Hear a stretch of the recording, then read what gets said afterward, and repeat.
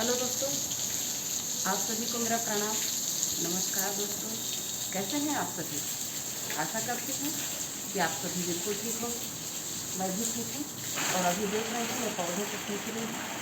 देखिए मेरे सामने वाले पौधे में केला का फूल आ गया है, वो दिखा दो उधर सामने, वहाँ पे दिख तो नहीं रहा था, किसी दिन पास को दिखा दूँ ना, वहाँ भी केले का फूल आ गया है दोस्तों। और ये भी केला बढ़ चुका है, उधर चले जाओ, उधर से दिखा दो, चले जाना। ये भी केला कैसे लग रहा है।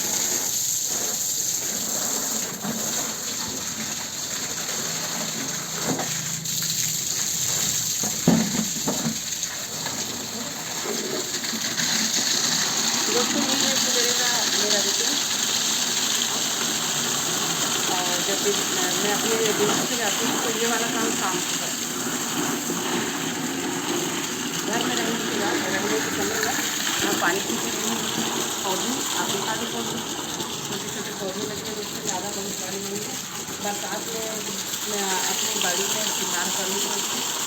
क्या करें दोनों काम एक साथ नहीं चलता है। ये चलेगा, गाड़ी खाना पीना सब बना लें, तो ये सब चीज़ें सब संभव तो नहीं है, पर कोशिश करते रहते हैं कि ये आसानी से हो सके। और आसानी से होने के लिए हर काम को का समय बटा हुआ है। समय बांट ले, यदि इंसान टाइम टेबल बना ले, चाहे वो पढ़ाई के क्षेत्र में हो, बच्चों से भी रिक्वेस्ट है मेरी, यदि वो अपना टाइम टेबल बना ले बराबर करें तो हर काम को वो अच्छे से कर सकते हैं, जैसे मैं करती हूँ। यदि मेरे फिजिक्स का पाठ साढ़े 7 का विद्यालय है तो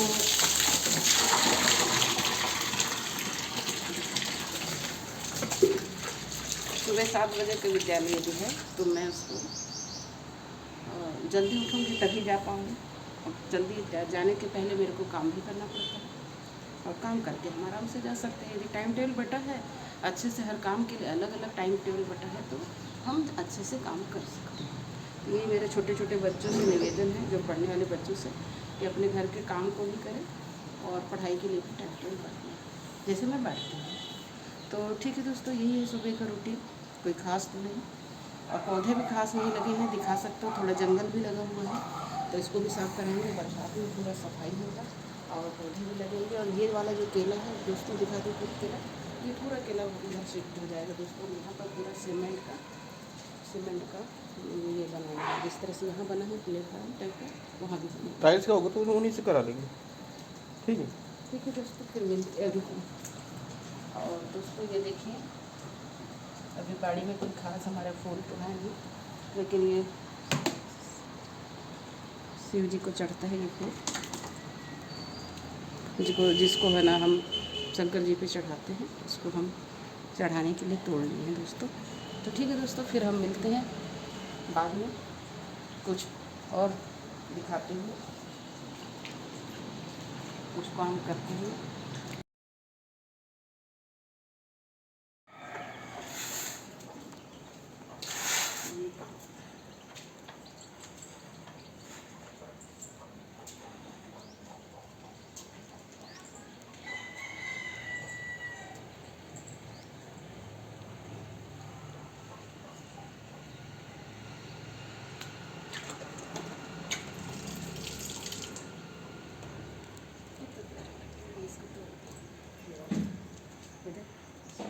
झुक जाता है ना तो टूटने का डर है, इसमें वाइट किया।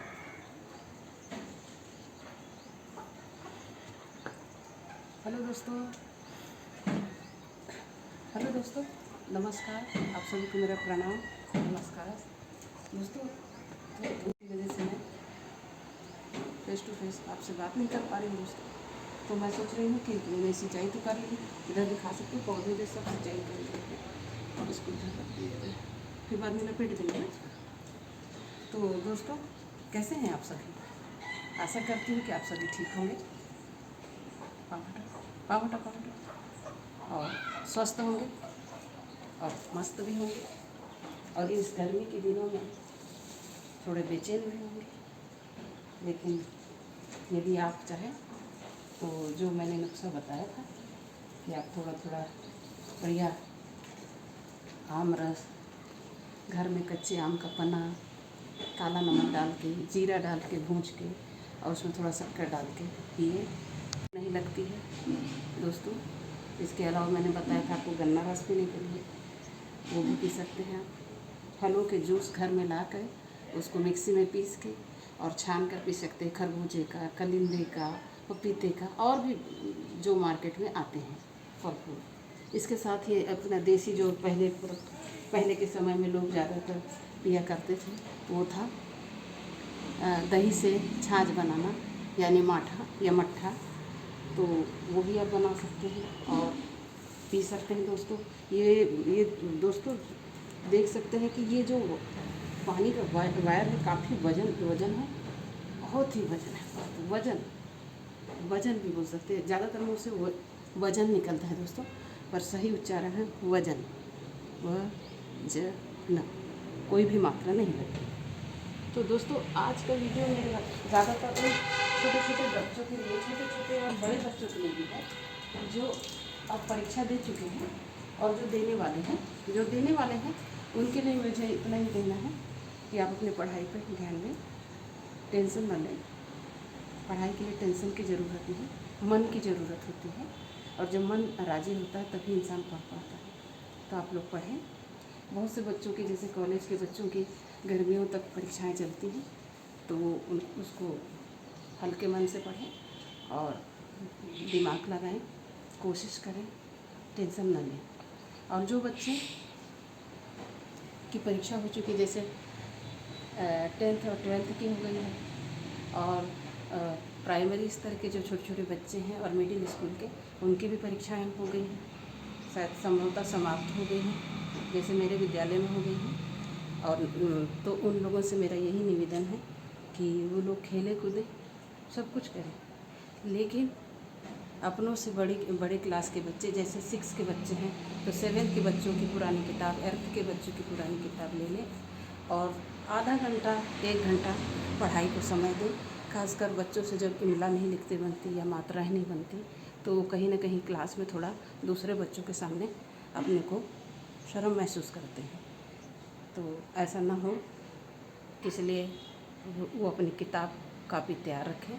और ख़ासकर मेरे स्कूल के बच्चे, जिनको मैंने इन सभी चीज़ों का कक्षा 6 से 8 तक का के बच्चों को मात्राओं का ज्ञान कराया था, लेकिन कुछ बच्चे बिल्कुल नहीं आते थे, तो उनके लिए भी मुझे कहना है कि घर में वो बैठ के पढ़ाई पर ध्यान दें, और कुछ नहीं तो कम से कम इमला लिखें, और अपने बड़े भाई बहनों से बोलें कि वो उन्हें कुछ इमला बोलें, जिससे कि वो लिखें और जितनी गलतियां हों उसको सुधारने की कोशिश करें।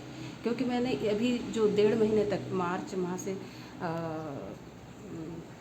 15 अप्रैल तक, मैंने केवल उपचारात्मक शिक्षा के अंतर्गत यही काम कराया था। मात्राओं का ज्ञान कराया था और साथ ही वर्णमाला का भी, वर्णमाला और स्वर व्यंजन का ज्ञान कराया था। साथ ही बच्चों को मैंने मात्राएं बोली थी हर दिन लिख के लाने के लिए, और क्लास में इमला बोलती थी। इसके लिए मैंने बच्चों के 10-10 बच्चों के ग्रुप बांटे थे, जिसमें एक लीडर रखा था जो उन बच्चों की कापी को गलतियों पर राउंड करता था और दस्तखत में करती थी। क्योंकि हमारे यहाँ बच्चों की दर्ज संख्या बहुत ज़्यादा है, जिसकी वजह से एक ही टीचर प्रतिदिन उतने बच्चों की कापी हर कार्य में नहीं जा सकता, लेकिन कक्षागत कापी और फेयर कापी को हम स्वयं चेक करते हैं। लेकिन जो रफ कापी होती है, जिसमें इमला और मात्राएं लिखाई जाती हैं और वर्णमाला जो भी है, तो उसमें बच्चों को की कापियों में बच्चे गोला लगा के देते थे कि मैम यहाँ गलती है, यहाँ गलती है करके।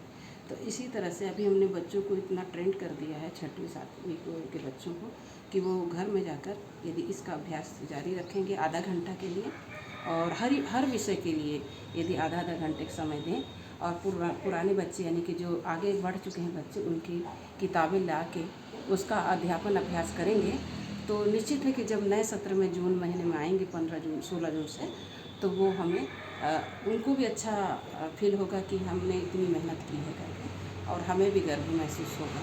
तो यही मेरी आशा है बच्चों से कि वो इस ओर ज़रूर ध्यान देंगे और मेरी बात को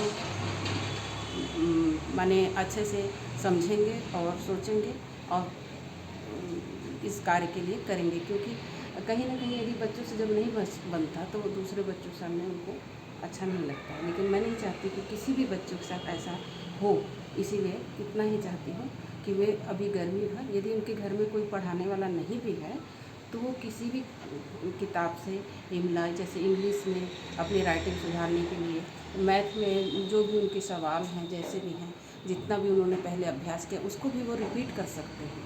इसी तरह से सामाजिक विज्ञान है, विज्ञान है, सभी पर वो लोग फिर से फोकस कर सकते हैं, फिर से पुरानी किताबों को भी पढ़ सकते हैं और नई किताबों को भी अध्ययन कर सकते हैं यदि उन्हें मिलती है तो, और वो निराश ना हो। अगले सत्र में हम फिर उनसे मिलेंगे इसी आशा के साथ कि वे हमारी बात को समझ गए होंगे।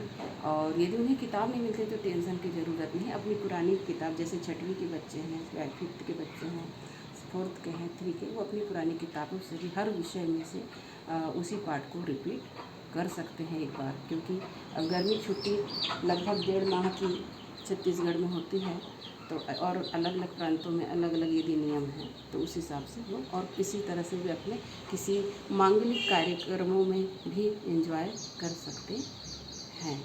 तो ठीक है बच्चों, मेरी आप सभी को शुभकामनाएं हैं कि तुम आगे बढ़ो, बढ़ते ही रहो और अपना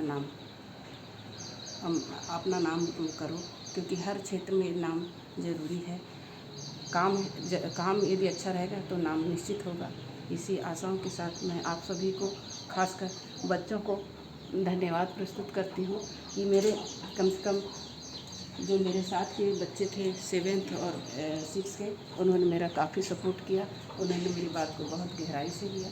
हाँ, थोड़ा सा 8th क्लास के बच्चे नहीं आते थे, कहीं ना कहीं उनको ये फीलिंग होती थी कि हमें मात्राएँ सिखाई जाएगी और इमला बोली जाएगी और सब बच्चों के साथ काफ़ी जचेगी तो हमें शायद डांटा जाएगा, लेकिन ऐसा नहीं है दोस्तों, ऐसा नहीं है बच्चों, ऐसा नहीं है। यदि कुछ कहते भी हैं तो हम आपकी भलाई के लिए कहते हैं। आपको लोग को आना चाहिए था, आप लोग लगातार बहुत दिनों तक अब्सेंट रहे और डायरेक्ट परीक्षा में हाजिर हो गए। ये अच्छी बात नहीं है। आगे की क्लास के लिए आप लोग ऐसा नहीं करेंगे, क्योंकि अभी आप लोगों से उतना ज्ञान नहीं है कि आप लोग है ना हमारी बात समझ नहीं पा रहे हो। यदि जब समझोगे तब तक देर हो जाती है, इसलिए अभी भी आप लोग के पास वक्त है, और अन्य क्लासों में भी जाओगे तो भी आपके पास इतना वक्त है कि आप पर डे एक पेज की इमला और मात्राओं का ज्ञान के लिए एक दूसरे से सहयोग के साथ भी आपस में पढ़ाई कर सकते हो। जैसे मैंने अपनी कार्यशाला में ग्रुप बांटा है 10 बच्चों का, जिसमें 9 बच्चे पीछे रहते हैं और जो कि उनके साथ सपोर्ट में खड़े रहते हैं हर चीज़ में, हर प्रोजेक्ट में, हर वर्क में। तो आने वाले उसमें मैं अपने वीडियो आप तक पहुंचाऊंगी और मीडिया तक भी पहुंचाऊंगी। साथ ही इसके लिए परमिशन की ज़रूरत होती तो मैं अपने उच्च अधिकारियों से परमिशन लूँगी। धन्यवाद। जय भारत, जय छत्तीसगढ़ कहकर मैं अपनी वाणी को विराम देती हूँ।